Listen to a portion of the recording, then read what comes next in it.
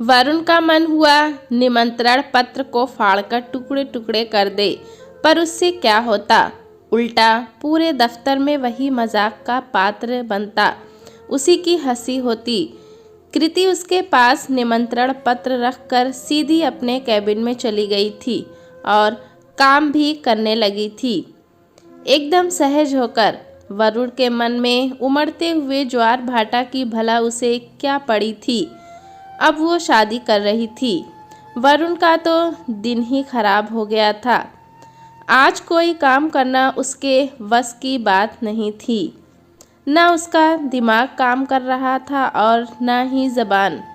कृति तो उसके सामने आई नहीं, उल्टे चपरासी और चाय वाले को 3-4 बार वरुण की फटकार सुननी पड़ी।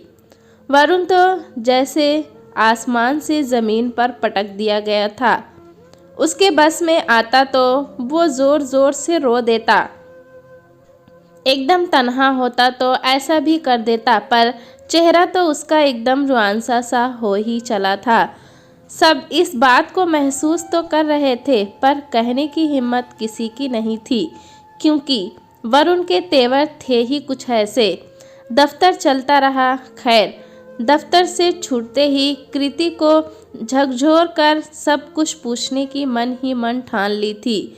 बेसब्री से वो शाम होने का इंतज़ार कर रहा था।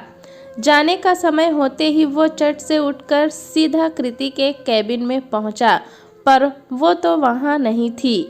पता लगा किसी ज़रूरी काम की वजह से पहले ही निकल गई है। वरुण ने गुस्से में अपनी आंखें बंद कर ली। होगी कहीं उसी से मिलने गई होगी जिसके साथ 15 दिन बाद 7 फेरे लेगी। वरुण ने तो अपशब्द भी कहने चाहे, पर उसे नाम ही पता नहीं था कृति के मंगेतर का। कार्ड तो उसने खोलकर पढ़ा तक न था। क्यों पढ़ता भला अपनी मौत के फरमान को। वरुण होश खोने लगा था, पर उसने खुद को संभाला। चुपचाप बाहर आया, फिर समय देखा। उफ, आज इतनी जल्दी घर जाकर क्या करूँगा। 9 बजे से पहले उसे आदत ही नहीं थी घर में प्रवेश करने की। उसे 5 वर्षों से कृति की सिर्फ आदत ही नहीं थी, अतः प्रेम भी था। खैर, अपनी बाइक स्टार्ट करके वरुण ने सबसे पहले उसी रेस्टोरेंट का एक चक्कर लगाया जहां कृति को उसके साथ कॉफ़ी पीना सबसे ज़्यादा पसंद था। उसने थोड़ा गौर से देखा, पर कोई कृति जैसी युवती वहां नहीं दिखी। कैसा पागल था वरुण। लंबी सांस लेकर उसने बाइक घर की तरफ ले ली। बानी ने आश्चर्य से दरवाज़ा खोला और अचंभित रह गई। उसका पति आज 7 बजे घर कैसे आ गया। पहले तो उसके चेहरे पर प्रश्न चिन्ह उभरा, पर फिर वो खुश होकर उसका स्वागत करते हुए बोली, आज आपकी कनुप्रिया की तो लॉटरी लग गई है। आवाज़ सुनकर 3 साल की नन्ही सी बच्ची वरुण के पास दौड़ी आई और वरुण ने उसे गोदी में उठाकर प्यार जताना शुरू कर दिया, मानो अपने मन का सारा दर्द, सब तनाव छिपा लेना चाहता हो। कनु से खेलने के बहाने को बहुत सारे सवालों से बच गया जो बानी उससे पूछ सकती थी, पर बानी ने तो सचमुच कोई सवाल नहीं किया। उल्टा उसने जल्दी डिनर बनाकर रात 9:30 से 12 वाली पिक्चर की भी मन ही मन प्लानिंग भी कर डाली। वरुण ने हामी भर दी। वरुण ने कनु को प्यार से थाम लिया, पर आज उसे ये एहसास हुआ था कि जो सिनेमा हॉल घर से केवल आधा किलोमीटर भी नहीं था, वहाँ आज वो बानी के साथ पहली बार फिल्म देखने आया था। फिल्म अच्छी थी, बानी खूब मज़े ले रही थी, पर वरुण का तो मन वहाँ था ही नहीं। उसने 1 सेकंड भी स्क्रीन पर अपनी नज़र टिकाकर नहीं रखी। कभी दाएं देखता तो कभी बाएं, कभी यूं ही खड़ा होकर फिर बैठ जाता। 3-4 बार तो वो कनु को बानी की बाहों में लेकर टॉयलेट कराने वॉशरूम भी गया था। उफ, आज वरुण का मन स्थिर था ही नहीं। जैसे जैसे फिल्म खत्म हुई और बानी की उत्साहित प्रतिक्रिया पर हाँ हूँ कहता हुआ वरुण कनु को गोदी में थामे चुपचाप चलता रहा। नन्ही कनु फिल्म और पापा के तनाव से बेखबर सो रही थी। वरुण आगे था और हंसती चहकती बानी पीछे पीछे आ रही थी कि एक पुकार पर बानी वरुण दोनों ठिठक गए। बानी ने पीछे मुड़कर देखा। रात 12 बजे उसे भाभी भाभी कहकर आवाज़ देने वाली कौन आ गई। वरुण भी पलट गया और जो देखा तो वरुण के पसीने छूट गए।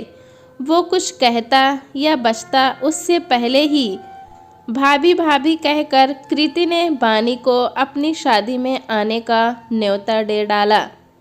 कृति ने वरुण के फ़ोन पर बानी के बहुत सारे फ़ोटो देखे थे, इसीलिए उसे पहचानना कोई बड़ी बात नहीं थी। भाभी, आप 15 दिन बाद विवाह में आ रही हैं ना?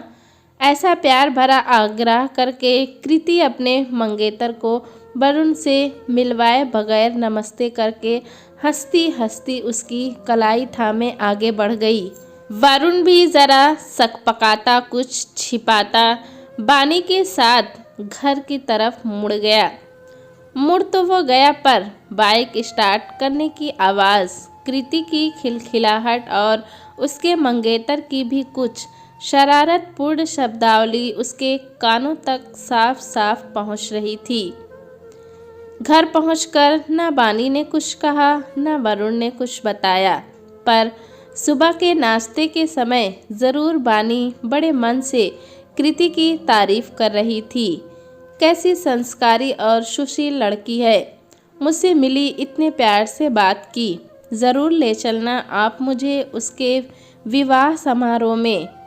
बगैर वरुण की प्रतिक्रिया देखे सुने बानी नाश्ता लगाती रही, टिफ़िन पैक करती रही और बस ऐसे ही सहज रही जैसी वो हमेशा से थी।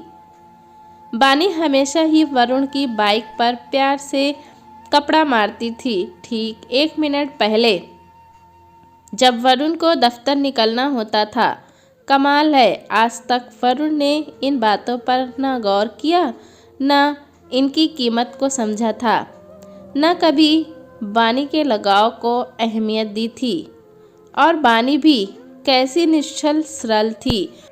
वरुण तो कृति के साथ शाम गुजार कर कभी 10-10 बजे भी घर आता, तब वो काम का प्रेशर समझकर चिंतित ही होती थी, क्रोधित कभी नहीं हुई।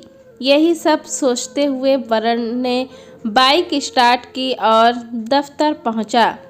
आज शाम भी वो सीधा घर ही वापस आया था और डिनर के बाद वो लोग कनु को एक बाल मेला दिखाने ले गए। वरुण थोड़ा सशंकित था, मगर बाल मेले में कृति या उसके मंगेतर से मुठभेड़ होना करीब करीब नामुमकिन ही था। कनु जितनी खुश बाल मेला में देखकर हुई थी, उससे कहीं ज़्यादा वो अपने डैडी की उंगलियां थामकर उछल कूद कर प्रसन्न और उत्साहित हो रही थी। इस बात को आज वरुण बहुत अच्छी तरह समझ रहा था। इसी तरह दिन निकलते रहे।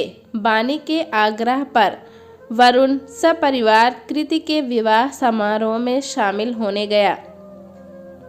वापसी के समय बानी की खिली खिली आवाज़ हवा से बातें करती बाइक में वरुण तो साफ साफ सुन रहा था।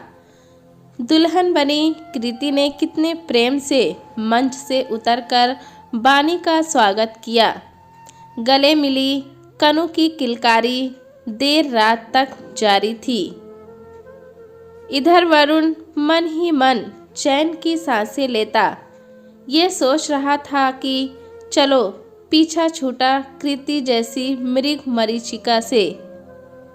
कहाँ उसको नियति ने ऐसा अनमोल रत्न दिया बानी के रूप में, और वो था कि विवाहित होते हुए भी कृति के चक्कर में पड़ा था। वो तो रेत में गंगा जल खोज रहा था, पता नहीं क्यों। दोस्तों कहानी कैसी लगी हमें कमेंट में ज़रूर बताएं। चैनल पे नए हैं तो एक लाइक और सब्सक्राइब करना ना भूलें।